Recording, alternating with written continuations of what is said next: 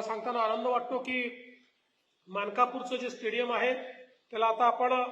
राज्य क्रीडा संकुलाचा दर्जा दिलेला आहे आणि त्या ठिकाणी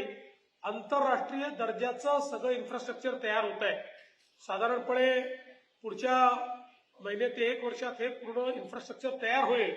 आणि मग देशातलं एक अतिशय आधुनिक अशा प्रकारचं क्रीडा संकुल हे आपल्या नागपूरचं मानकापूरचं क्रीडा संकुल असेल आणि कुठल्याही प्रकारचे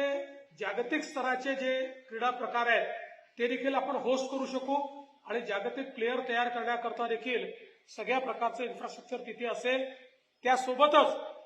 राज्यातली एक आधुनिक स्पोर्ट्स युनिव्हर्सिटी ही देखील आपण त्या ठिकाणी तयार करतो की जेणेकरून आमच्या खेळाडूंना त्या स्पोर्ट्स युनिव्हर्सिटीच्या माध्यमातून स्पोर्ट्सच्या क्षेत्रातला जो ह्युमन रिसोर्स आहे तो ह्युमन रिसोर्स आपल्या नागपुरात तयार झाला पाहिजे, खेळाडू तयार झाले पाहिजेत आणि त्या अनुषंगिक जी इकोसिस्टम आहे त्याचा ह्युमन रिसोर्स त्याचं मानव संसाधन हे देखील आपल्याला तयार करता आलं पाहिजे। अशा प्रकारचा प्रयत्न आपण करू।